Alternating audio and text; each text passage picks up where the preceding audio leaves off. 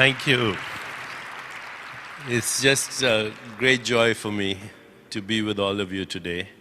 And I want to start right off by telling you about one of the greatest human beings that has ever lived on this planet and one of the greatest leaders that will ever be, and that's my mother.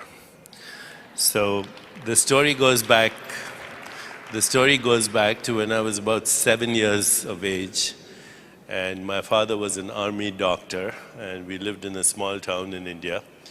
And we read in the newspaper, my younger brother was then 4 years old, and he's now the dean of medical education here in Harvard Medical School. So the four of us were told that our first prime minister, Mr. Nehru, was coming to our town. And for 3 weeks, there was only one conversation in our house. What was the color of the sari that my mother would wear for the occasion? And my father would tease her, of course, that you know, there's going to be lots of people, he's not going to notice your sari. And she would say, you wait and see. So on the day that Mr. Nehru arrived, we were on the street at about 4 o'clock in the morning. My father with his World War II Army medals in his uniform, my little brother in his shorts, my mother in a beautiful pink sari. And by about 7 o'clock, there were millions of people on the street. Now, in India, when I say millions, it is millions, okay? It's not tens of thousands or hundreds of thousands, millions. People on treetops, people hanging on window ledges, people on each other's shoulders, rambunctious, rowdy, boisterous. And 5 hours later, Mr. Nehru's motorcade turned the corner before our house, and he was standing in the Jeep with a white, what we now call a Nehru jacket, a rose in his pocket, a motorcycle in the front, a motorcycle in the back. And very slowly, it turned the corner, came by us. And as it went by us, Mr. Nehru turned, he looked at my mother, he took his rose out and he threw it at her. And the crowd gasped, except for my mother, who stepped forward like a queen and picked up the rose and looked at my father and said, Daddy, what did I tell you? Okay. At that moment, age 6 years, I knew my mother was the leader in our house, even though my father was wearing the army uniform and the medals.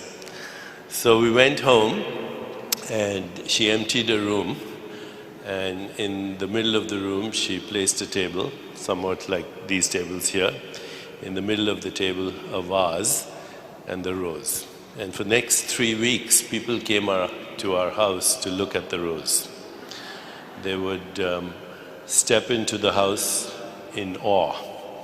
They would take off their shoes before they entered the room, and then they would go in and look at and stare at the rose. After 3 weeks, the rose started to fade, and my mother had a party. She invited all the people that she was bonded to, and at the end of the party, everybody got a faded rose petal.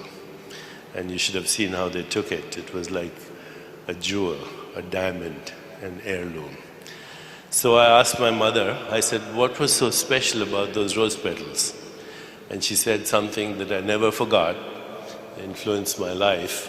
She said, those rose petals represented the soul of India. So this is a very extraordinary statement, the soul of India. And I said, what do you mean? And she said, when we look at those rose petals, we think of not only Mr. Nehru, but Mahatma Gandhi, who brought the downfall of the British Empire without violence. And when we think of that, we think of the yearnings, the longings, the dreams, the aspirations of a collective consciousness. And you have to be that soul as you grow up. You have to be the embodiment of a collective dream. I tell you this story today because your conference here is about imagination. And the human imagination has gone through eons of evolution. We started as hunter-gatherers, and our imagination was just about hunting and gathering. We moved to the age of agriculture, where it was about feeding and making sure that we survived beyond the animal hunt. We went to the age of industry, where the sources of wealth and affluence in countries became natural resources like oil, machines, and minerals, and there's still much of our global economy. But from the age of industry, we moved to the information age, and now the source of wealth is shifting, and economies are shifting to digital technologies because the silicon chip, which is the new imagination of our collective consciousness, is influencing our global identity. The age of information with social networks and with things like, I just heard, Twitter and Facebook and LinkedIn, they're creating a new identity for us as we go beyond our narrow boundaries, whether they're sexual identities, ethnic, racial, global identities are emerging. What's happening in Syria, what's happening in Egypt, what's happening in Tunisia, Libya, India, China, it's all becoming part of our understanding that our survival depends on a new identity. From the age of information, our imagination is going to go to the age of knowledge, where a new kind of knowledge is needed to really improve the conditions of our world, where we live in a world where 50% of the world lives in poverty. 20% of the world lives on less than $5 a day, where there are all kinds of social injustice, injustice against women, injustice against children, injustice against minorities, injustice against people of different sexual identity. We live in a world that is rapidly depleting its resources, a world that is rapidly becoming unsustainable, a world where we use weapons of mechanized death to solve simple problems, a world where there is no creativity and imagination. So the world that we have created right now through information technology needs to evolve to a knowledge-based society and ultimately into what I can only think of a wisdom-based society. So Jonas Salk, who was a great scientist and a pioneer, towards the end of his life was saying that we need a wisdom-based culture, not a knowledge-based culture, a wisdom-based civilization which will bring about a more peaceful, just, sustainable, and healthy world. And this is where I really think very strongly, where 50% of the world's population, which is women, are going to have to take the new role of leadership. And I'm not saying this because I'm here in a women's conference. I'm saying this because this has to be, it has to be the next stage of human evolution. The masculine energies brought us here. They made us survive in the age of the hunter-gatherer, in the age of industry. But today, as we move from information to knowledge to wisdom, because wisdom is that knowledge which nurtures and brings about peace and harmony and social justice and sustainability and equality and a new imagination, we need your help. And I say this with all humility. So as I grew up in a culture which has lots of contradictions, lots of paradox, in many ways lots of ambiguity, but the culture was also based on an imagination that looked at the archetypal feminine. And this is what I want to do with the remaining 10 minutes that I have. First of all, it was mentioned earlier that I speak of the soul of leadership. And for me, a great leader is the symbolic soul of a collective imagination that becomes an agent for change, transformation, and evolution. And for this, I have, in my own life, created an acronym. The acronym is LEADERS, L-E-A-D-E-R-S. L stands for look and listen deeply to the collective conversation and the collective need. Look and listen with your eyes, with your heart, with your mind, with your soul. With that looking and listening, ask yourself, what kind of world do I want to live in? And how am I going to participate in the creation of that world? To have that clarity of vision. E stands for emotional bonding, to be in touch with our emotions, to be in touch with our vulnerability, as was expressed by the previous speaker, to be in touch with our fears, but to understand that there's a gift in that emotional vulnerability. There's a gift in understanding our emotions, in understanding the emotions of the other, and that we have the capacity to nurture emotional bonds as never before, to understand not only our own emotions, but to practice compassion and empathy from a place of authenticity. A stands for awareness. What are we observing? What are we feeling? What is the collective need, and how can we fulfill that collective need? D stands for doing, daring to dream and doing, creating action plans, smart goals, stretching beyond where we can reach, making everything measurable, having a collective agreement on where we want to go, keeping a record of our progress, and creating time limits in our imagination. E, the next E, stands for empowerment, to be immune to criticism and yet responsive to feedback, to feel that we are beneath no one, that our fears and our vulnerabilities are actually our greatest strengths. True empowerment, which comes from, again, authenticity.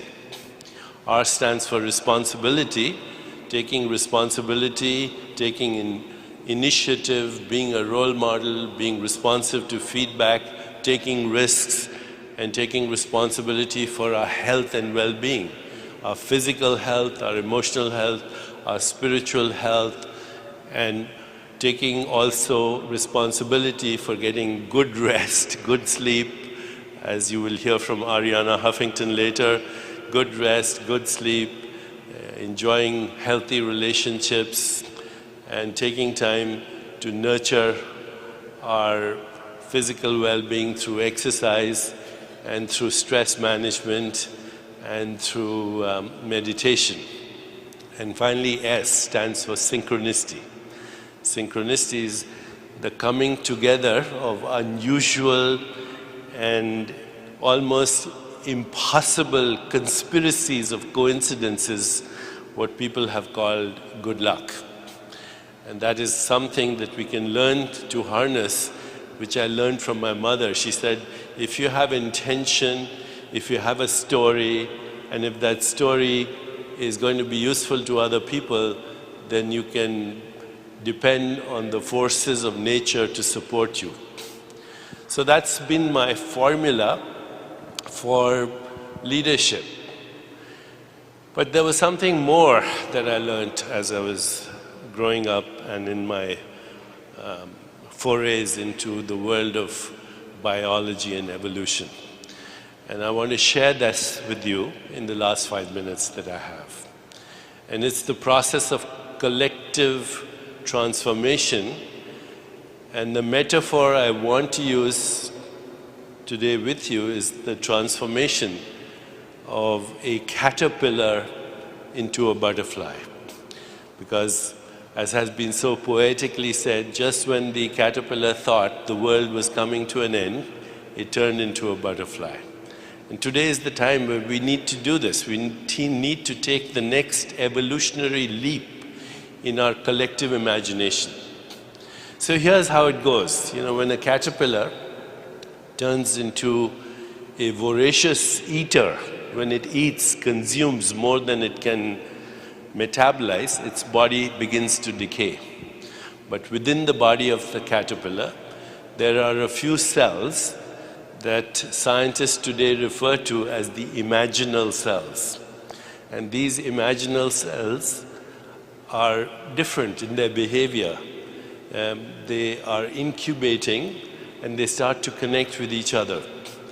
The immune cells of the caterpillar's body, they attack the imaginal cells, but they remain immune to the onslaught of this attack. They start imagining, connecting, creating new networks, and one day the connectivity of the imaginal cells reaches what is called a tipping point, a critical mass, and they start to use the dying, decaying body of the caterpillar as their nutritive soup. It becomes actually the culture medium in which they grow.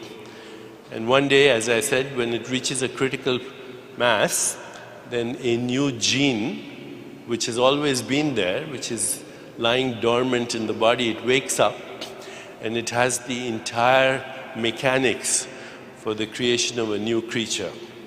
And a butterfly emerges and the nutritive soup of the dying caterpillar has been consumed. And I hope you see the analogy here. My mother used to say that the next phase of our collective transformation, of our collective imagination, is going to be the awakening of the goddess within us, of the archetypal feminine within us. And I grew up with these goddesses as part of my psyche, of my being. So in India we have the three goddesses: the goddess of wisdom, Saraswati, the goddess of abundance, Lakshmi, and the goddess of destruction, of ignorance, Durga. Saraswati creates through her knowledge and wisdom. Lakshmi brings abundance into our life if we seek that wisdom, and Durga destroys the ignorance that impedes us. As I grew up, she introduced me to the archetypal goddesses of Western civilization. The great archetypal energies, Demeter, the mother energy, the nurturer; Hera, the goddess of power;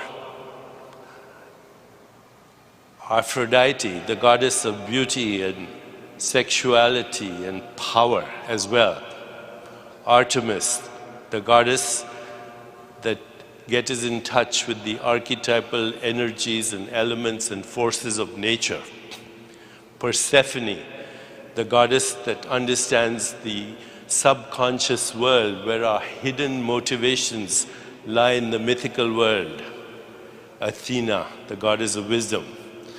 And she said, if you incarnate these in your own being, then the collective soul will trigger the new imagination that we need to create a culture of peace, harmony, laughter, love, and a civilization that we are ready for at the moment that will bring about not only sustainability but social justice, economic justice, and a civilization where we go beyond our narrow boundaries and become citizens of this planet and ultimately of the cosmos.